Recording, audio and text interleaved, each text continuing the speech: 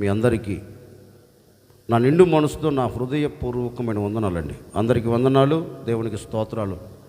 ప్రభు మీకు తోడే ఉండి మిమ్మల్ని ఆశీర్వదించును గాక.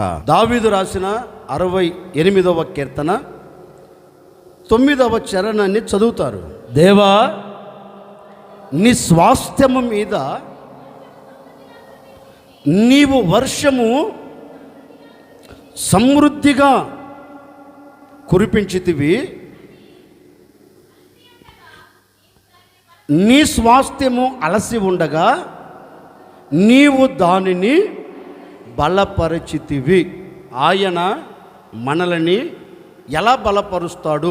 దావీదు దేవుని యొద్దకు వెళ్ళి, దేవా, అయ్యా, నా తండ్రి, నా ప్రభువా అని పిలవంగానే దావీదు ప్రక్కకు దిగి వచ్చి, ఏంటి నా కుమారుడా? చూడండి దేవుని స్పందన, చూడండి ఎలా ఉందో. దావీదు పిలిచాడు, దేవుడు దిగివచ్చాడు. ఇప్పుడు దిగివచ్చి దావీదుతో అంటున్నాడు, ఏంటి నాన్న, ఏంటి నన్ను పిలిచావు, ఏంటి అని దావీదుని అడిగితే దావీదు దేవునితో చెప్తున్నాడండి, ఏం లేదయ్యా, నీ స్వాస్థ్యం. దావీదు ఎదుట ఎవరున్నారు? దేవుడు ఉన్నాడు. దేవుని ఎదుట ఎవరున్నారు? దావీదు ఉన్నారు. వీరిద్దరు ముఖాముఖిగా మాట్లాడుకుంటున్నారు. ప్రార్థన అనేది దేవునితో మాట్లాడే ఒక సంభాషణ. దేవునితో మాట్లాడుతున్నాడు దావీదు. దావీదు ఎదుటికి దేవుడు దిగివచ్చాడు. దావీదు దేవుని ఎదుట, దేవుడు దావీదు నిలబడి ఇద్దరు ముఖాముఖిగా మాట్లాడుకుంటున్నారు. దావీదు అంటున్నాడు, దేవా, ఒకసారి నీ స్వాస్థ్యమును చూడు. అప్పుడు దేవుడు అన్నాడు, నా స్వాస్థ్యానికి ఏమైందిరా, బాగానే ఉంది కదా చూడు. అప్పుడు దావీదు దేవునితో అంటున్నాడు, లేదయ్యా, నీ స్వాస్థ్యము అలసిపోయింది. ఏమైందంట స్వాస్థ్యం? ఏ స్వాస్థ్యం? ఏ స్వాస్థ్యం? అదేలే, నీ స్వాస్థ్యం కాదు. ఏ స్వాస్థ్యం? స్వాస్థ్యం అంటే ఏంటి? మనమే ఆయన స్వాస్థ్యం. క్రీస్తు రక్తముతో కడగబడిన మనమే ఆయన స్వాస్థ్యం. దావీదు అంటున్నాడు, అయ్యా, నీ స్వాస్థ్యం అలసిపోయింది, నీ స్వాస్థ్యం సొమ్మసిల్లిపోయింది, నీ స్వాస్థ్యం కృంగిపోతూ వస్తుంది. ఒక్కసారి నీ స్వాస్థ్యమును చూడు. ఆ పరిస్థితుల నుంచి లేవనెత్తి ఆ స్వాస్థ్యమునకు మేలు చేసి ఒక్కసారి నువ్వు బలపరచకపోయావా అన్నాడు. అప్పుడు దేవుడు అన్నాడు, అదెంత భాగ్యం రా బాబు, నా స్వాస్థ్యము అలసిపోతే, నా స్వాస్థ్యము గొప్పగా కోల్చబడితే, నా స్వాస్థ్యము బలహీనపరచబడితే నేనెందుకు దూరంగా ఉంటాను? వారి కొరకే కదా నేను ప్రాణము పెట్టింది, వారి కొరకే కదా నా రక్తమును చిందించింది, వారి కొరకే కదా నేను నలగగొట్టబడింది, వారి కొరకే కదా నా మహిమను విడిచి భూమి మీద అడుగుపెట్టింది. నా స్వాస్థ్యము బలహీనపరచబడుతుంటే, నా స్వాస్థ్యము అలసిపోతూ ఉంటే నేనెందుకు బలపరచను అని ఆయన తన స్వాస్థ్యం దగ్గరికి ఎలా వచ్చాడు తెలుసండి? వర్షము వలె తన స్వాస్థ్యం ఎదురికి దిగి వచ్చాడంటండి. వర్షము భూమి మీదకి ఎలా దిగి వస్తుందో, వర్షము భూమిని ఏ విధంగా తాకుతుందో, వర్షము ఏ విధంగా భూమిని దర్శిస్తుందో, అలాగా వర్షము వలె ఎక్కడికి వచ్చాడు? తన స్వాస్థ్యం దగ్గరికి వచ్చాడు. ఓ మాట మీరు చెప్తాను వినండి. ఇప్పుడు ఏప్రిల్ అంతా, ఏప్రిల్, మే, మార్చి నుండి వేసుకోండి. మార్చి, ఏప్రిల్, మే విపరీతమైన మాట్లాడండి ఎండలు. ఒక్క మాటలో చెప్పాలంటే భూమి కూడా ఏమవుతుంది? నెరయిడుస్తుంది, చీలిపోతుంది. అప్పుడు ఈ భూమి అనుకుంటుంది, ఎందుకా ఇంత కష్టం? ఒకప్పుడు కలిసి ఉన్నాం కదా. ఏంటిది? ఏంటి? భూమి. ఒకప్పుడు ఐక్యతలో ఉన్నాం కదా, ఒకప్పుడు మాకు ఈ చీలిక లేదు కదా, ఒకప్పుడు మేము సమాధానకరంగా బ్రతికాం కదా. ఎందుకు ఈ చీలిక? ఎందుక ఈ ఎడబాటు? ఎందుక ఈ పెడబాటు? ఒకరు చూసుకోలేకపోతున్నాం. ఎందుక అన్నట్లుగా భూమి అలసిపోయి సొలసిపోయి సొక్కిపోయి సొమ్మసిల్లిపోయి నిస్సాయ స్థితిలో పడి ఉంటుందండి. నిస్సాయ స్థితిలో పడి ఉంటుంది. అప్పుడు ఈ భూమి దేని కొరకు ఎదురు చూస్తుంది చెప్పండి? అలసిపోయిన ఈ భూమి దేని కొరకు చూస్తుంది? చీలిపోయిన ఈ భూమి దేని కొరకు చూస్తుంది? ఒకరోజు ఈ భూమిని వర్షము తడపక తప్పదు. వర్షం రాకుండా పోతుందా? ఈ చీలిక జీవితాంతం ఉంటుందా అనుకొని అలసిపోయిన ఆ భూమి వర్షం కొరకు వేచి చూస్తుందంటండి. ఎందుకు చీలిక అంటే, ఎందుకు పెడబాటు అంటే, శ్రమ, ఎండ వలన దానికి ఏం కలిగింది? ఎడబాటు కలిగినందువలనే వర్షం కొరకు చూస్తుంటుంది. ఆ భూమి చీలిపోయిన ఆ భూమి అనుకుంటుంది, ఏదో ఒకరోజు నేను చెప్పండి కలుసుకుంటా, మరలా చీలిపోయిన జీవితం చీలిపోయినట్టుగా ఉండదు. ఈ భూమి మరలా కలపబడుతుంది. కలపబడడానికి వర్షం వస్తుంది. అప్పుడు అలసిపోయిన మాకు మరలా ఏం కలుగుతుంది? ఒక ఊరట. అలసిపోయిన మేము ఏమవుతాం? మరలా బలపరచబడుతాం. అలసిపోయిన మేము ఎలా ఉంటాం? మళ్ళీ ఆనందకరంగా గంతులు వేస్తాం అని భూమి వర్షం కొరకు ఎదురు చూస్తుందంటండి. అందుకే ఈ కీర్తనకారుడు కూడా అంటారు, అయ్యా వర్షము భూమిని తడిపి చీలిపోయిన దాన్ని కలిపినట్లుగా వర్షము భూమి యొద్దకు వచ్చి మరలా సంతోషాన్ని ఇచ్చినట్లుగా, మరలా బలాన్ని కలగ చేసినట్లుగా, మరలా భూమి ఫలించినట్లు. చూడండి, వేసవకాలం విత్తనం వేస్తే అది ఏమన్నా భూమి బలాన్ని పొందుకొని విత్తనము నూరంతలు ఫలిస్తుందా? ఎందుకని దాంట్లో ఏం లేదు, బలం లేదు. భూమిలో బలము లేకపోయినందువలన విత్తనది మొలకెత్తదు. ఎప్పుడైతే వర్షం పడుతుందో ఆ భూమికి ఏమొస్తుంది? ఎక్కడ లేని బలం వస్తుంది. అప్పుడు ఆ భూమి బలంతో నిలబడి ఉండగలుగుతుందండి. ఏ విత్తనం విత్తినా ఏమవుతుంది? ఏంటి ఏం చేస్తుంది? మనం ఒక విత్తనం ఎత్తితే 10 విత్తనాలు మన చేతికి ఇస్తుంది. ఏంటిదే? భూమి. అట్లాగే ఈ కీర్తనకారుడు అంటాడు, అయ్యా నీ ప్రజలు నీ స్వాస్థ్యము అలసిపోయారు కదా, సొమ్మసిల్లిపోయారు కదా, ఒక్కసారి చూడకపోయావా? ఒక్కసారి వారి గమనించకపోయావా అని అంటే, దేవాతి దేవుడు ఒకటి అంటున్నాడు, చూడు దావీదు, నా స్వాస్థ్యాన్ని విడిచిపెట్టను. ఒకవేళ వాళ్ళ కుటుంబంలో కలుగుతున్న శ్రమను బట్టి అలసిపోయారేమో. ఎందుకు ఒక వ్యక్తి అలసిపోతాడు? ఎందుకు ఒక వ్యక్తి సొమ్మసిల్లిపోతాడు? ఎందుకు ఒక వ్యక్తి కృంగిపోతాడంటే, కుటుంబంలో కలుగుతున్న అలజడి, కుటుంబంలో కలుగుతున్న శ్రమ, కుటుంబంలో కలుగుతున్న బాధ, కుటుంబంలో కలుగుతున్న ఇక్కట్లు ఇబ్బందుల వలన ఒక కుటుంబంలో ఆడవారు కావచ్చు, అటుపోతే మగవారు కావచ్చు, యజమానుడు కావచ్చు, యజమానురాలు కావచ్చు. ఎందుకు అలసిపోతారు, సొమ్మసిల్లిపోతారు, ఎందుకు కృంగిపోతారంటే, కుటుంబంలో కలుగుతున్న పరిస్థితిని బట్టి, కుటుంబంలో కలుగుతున్న ఎడబాటును బట్టి, కుటుంబానికి కలిగిన చీలికను బట్టి, కుటుంబానికి అలుముకున్న పరిస్థితులను బట్టి ఆ కుటుంబంలో ఏమి కనపడుతుందంటే ఒక అలసట. ఇక జరగదులే, ఒక చిరాకండి.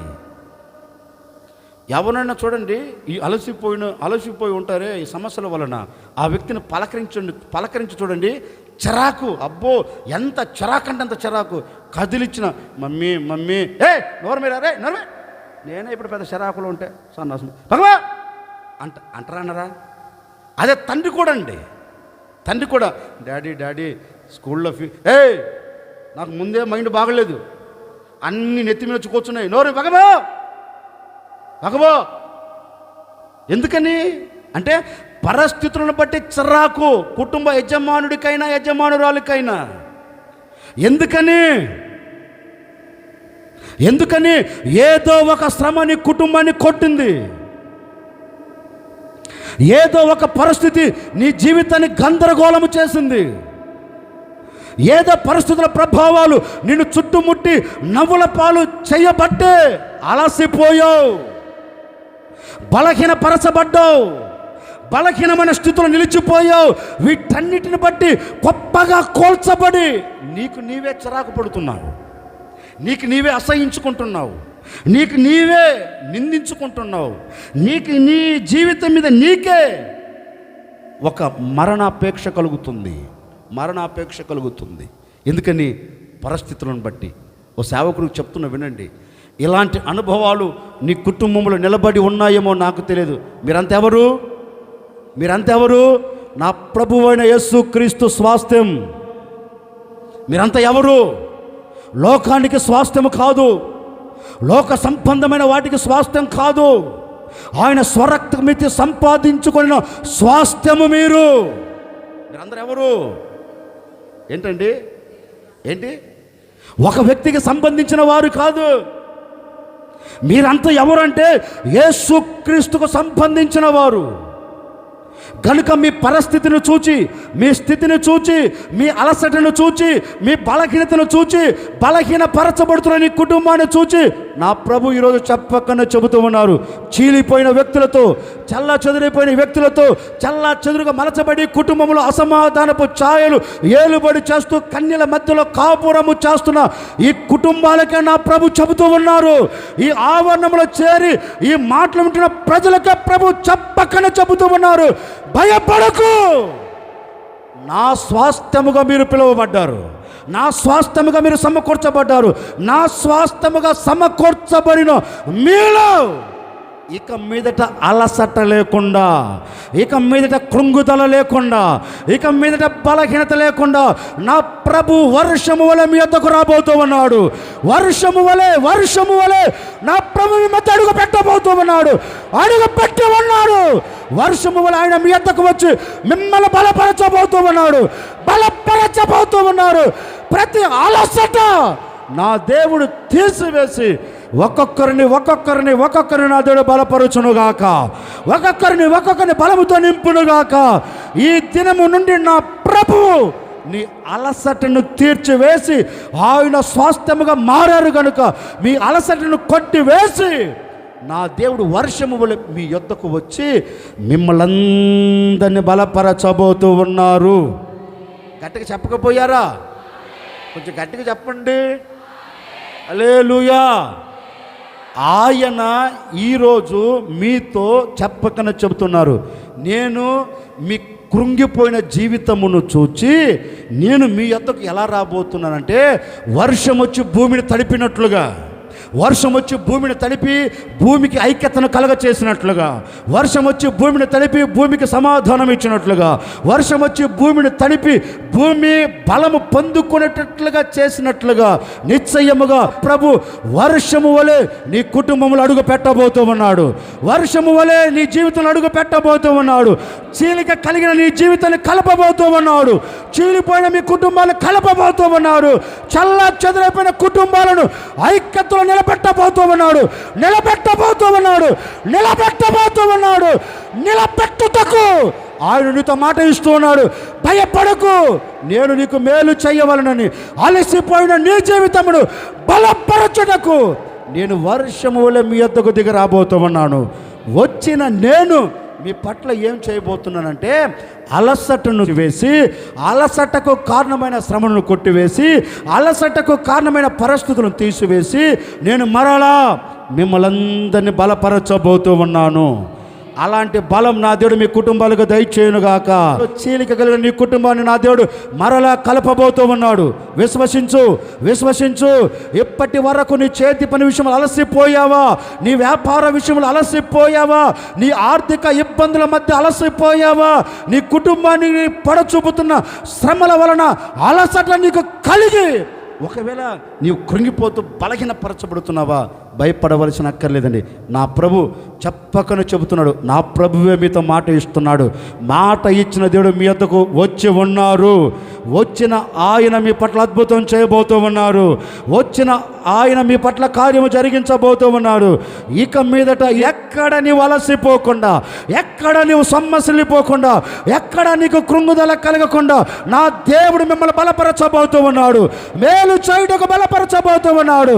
సమాధానం ఇచ్చుటకు బలపరచబోతూ ఉన్నాడు. ఆర్థిక ఇబ్బందులు కొట్టివేయటకు బలపరచబోతూ ఉన్నాడు. మిమ్మల్ని శక్తితో నింపుటకు బలపరచబోతూ ఉన్నాడు. నిశ్చయముగా ఆయన మిమ్మల్ని బలపరిచి మీ కుటుంబాలన్నిట్లో సమాధానమును అనుగ్రహించునుగాక. మరి ఏ విషయంలో నువ్వు బలహీన పరచబడి గొప్పగా కూల్చబడ్డావో దానిని నా దేవుడు చూచి ఆయన స్వాస్థ్యముగా నిన్ను మలుచుకున్నాడు కనుక ఇక మీదట ఆయన స్వాస్థ్యముగా పిలువబడుతున్న నీ యొద్దకు ఎలా రాబోతున్నాడు? ఆయన వర్షం వల్ల నీ యొద్దకు వస్తే నీ సమస్య ఒకటే తీయడండి, నీ కుటుంబానికి ఎన్ని శ్రమలు అలుముకున్నాయో. ఒకవేళ నువ్వు దేవుని నమ్మిన ఈనాటి వరకు ఎన్ని ఆటుపోట్లు నీ చుట్టుముట్టాయో నాకు తెలియదు. చెప్తున్నాడు, నేను వర్షము వలె మీ కుటుంబంలో అడుగుపెట్టి మీ కుటుంబాన్ని అలుముకున్న ప్రతి ఆటంకాలు నేను కొట్టివేయబోతూ ఉన్నాను, నేను తీసివేయబోతూ ఉన్నాను. మీ కుటుంబాలన్నిటికీ నా ప్రభు క్షేమము కలగ చేయబోతూ ఉన్నాడు, మేలును చేయబోతూ ఉన్నాడు, మేలు చేయటకు మిమ్మల్ని బలపరచబోతూ ఉన్నారు. మీ అలసి ఉన్న ప్రతి జీవితమును నా దేవుడు శక్తితో నింపబోతూ ఉన్నాడు. అలసిపోయిన వాడి దగ్గరికి దిగి వచ్చాడండి. సమస్యను చూచి అలసిపోయాడు. సమస్య తన ముంకి నిలబడగా బలహీనమైపోయాడు. సమస్య తన ఎదురు నిలబడగా బక్కసెక్కిపోయాడు. ఇక చేత కాని వాడి వలె సతికలబడిపోయాడు. అతనిని దేవుడు చూచి దేవుడు దిగి వచ్చి, ఏలియా ఎందుకు నీవు అలసిపోయావు? ఎందుకు నీవు కృంగిపోతూ ఉన్నావు? నా మాట విను. నువ్వు ఇంతటితో నీ ప్రయాణం ఆపుకోవద్దు. నీవు రాజులను అభిషేకించాలి, నీవు ప్రవక్తలను అభిషేకించాలి. నీ సేవ ఇంతటితో ముగించబడలేదు. ఎందుకు నరుమే అని తిన్నగా అతని దగ్గర దిగి వచ్చాడు. దేవుడు దిగి వచ్చి తట్టి లేపి, నీ ద్వారా లోకం కదిలించబడాలని, నీ ద్వారా రాజులు మార్పు చెందాలని, నీ ద్వారా అనేక ప్రవక్తలు నా కొరకు నడుము బిగించాలని నేను నిన్ను ఏర్పరచుకుంటే లేచాడండి. లేచి తిని ఇక అయ్యగారు ప్రయాణం కొనసాగిస్తున్నాడు. ఎక్కడికి లేఖనం అంటుంది, దేవుడు ప్రత్యక్షమయ్య హోరేబునకు. అలసిపోయిన వాడికి దేవుడు ఏం చేస్తున్నాడు? మన ఎదుట నిలబడిన శ్రమను చూచి కృంగిపోతున్న వాడితో దేవుడు ఏం చెప్పాడు? కృంగిపోకు, ఈ శ్రమల మధ్యలో నేను నిన్ను బలపరుస్తానని ఏలియని దేవుడు ఏం చేశాడు? ఏంటండి? బలపరిచి మరల ప్రయాణం కొనసాగించేటట్లుగా చేశాడండి. ఒక సేవకుడు నేను కూడా మీతో చెప్తున్నాను వినండి. నా ప్రభు ఇద్దరు రాబోతున్నాడు. ఆ రోజు తన స్వాస్థ్యం యొద్దకు వచ్చి వారిని అలసిపోయిన వాడిని బలపరిచినట్లుగా, ఏలియా యొద్దకు వచ్చి అలసిపోయిన వాడికి బలాన్ని కలగచేసినట్లుగా, ఏ శ్రమను చూచి నీవు అలసిపోయావో, ఏ మాటను విని నీవు కృంగిపోతూ వచ్చావో, నీ కుటుంబంలో కలుగుతున్న పరిస్థితులను బట్టి నీవు అలజడి చెందుతూ వచ్చావో నాకు తెలియదండి. తప్పక బలహీన పరచబడిన ఏలియాను బలపరిచినట్లుగా, స్వాస్థాన్ని బలపరిచినట్లుగా, క్రీస్తు రక్తముతో కడగబడిన ఒక్కొక్కరిని నా దేవుడు చబోతూ ఉన్నాడు. వర్షము వల్ల మిమ్మల్ని తాకబోతూ ఉన్నాడు. వర్షము వల్ల మిమ్మల్ని దర్శించబోతూ ఉన్నారు. వర్షము వల్ల మిమ్మల్ని దర్శించబోతూ ఉన్నారు. ప్రతి ఒక్కరిని నా దేవుడు దర్శించబోతూ ఉన్నాడు. ఇప్పుడే నీ కొరకు ఆకాశము తెరవబడి ఉంది. ఆయన ఆకాశమును చీల్చుకొని మేఘాలను వాహనముగా మార్చుకొని అలసిపోయిన నీ యొద్దకు దిగవచ్చు ఉన్నాడు, బలపరచబోతూ ఉన్నాడు. ఈ దినము నుండి నీ కుటుంబం బలహీనపరచబడకుండా, నీ కుటుంబం కన్నీల మధ్యలో లేకుండా, నీ కుటుంబం కష్టాల మధ్యలో నిలబడకుండా దేవుడు బలపరచబోతూ ఉన్నాడు. మరలా నీ ప్రయాణం ఆనందకరంగా గమ్యము చేర్చబోతూ ఉన్నాడు. ఆటంకాలు దాటించబోతూ ఉన్నాడు. అవంతరాలు కొట్టివేయబోతూ ఉన్నాడు. నీకు ముందుగా నా ప్రభువైన యేసుక్రీస్తు వెళ్ళబోతూ ఉన్నాడు. ప్రతి మార్గము సరళము చేయబడుతూ ఉంది.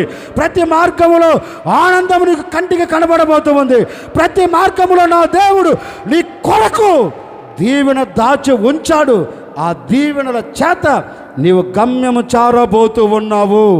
ఇక ఎక్కడ నీవు అలసి ఆగిపోకుండా నా దేవుడు నీ యాత్రను కొనసాగించబోతూ ఉన్నాడు. నీ జీవితమును కొనసాగించబోతూ ఉన్నాడు. ఇంత మట్టుకు చాలనుకున్నావేమో, ఇంత మట్టుకు నా జీవితం చాలు, ఇక ముగించుకోవాలని ఆశపడుతున్నావేమో, భయపడకు. ఇంత మట్టుకు చాలు అని నిర్ణయం తీసుకున్న ప్రజలారా, నా దేవుడు ఆ పరిస్థితిలోంచి మీ కుటుంబాలను పైకి లేవనెత్తబోతూ ఉన్నాడు, లేవనెత్తబోతూ ఉన్నాడు, లేవనెత్తబోతూ ఉన్నాడు. లేవనెత్తుటకు ఆయన వర్షము వలె మీ వద్దకు వచ్చి మీ అలసిపోయిన జీవితమును బలపరచి మీ కుటుంబాలన్నిటికీ కావాల్సిన ప్రతి దీవెనను నా దేవుడు ఏమి చేయబోతూ ఉన్నారు.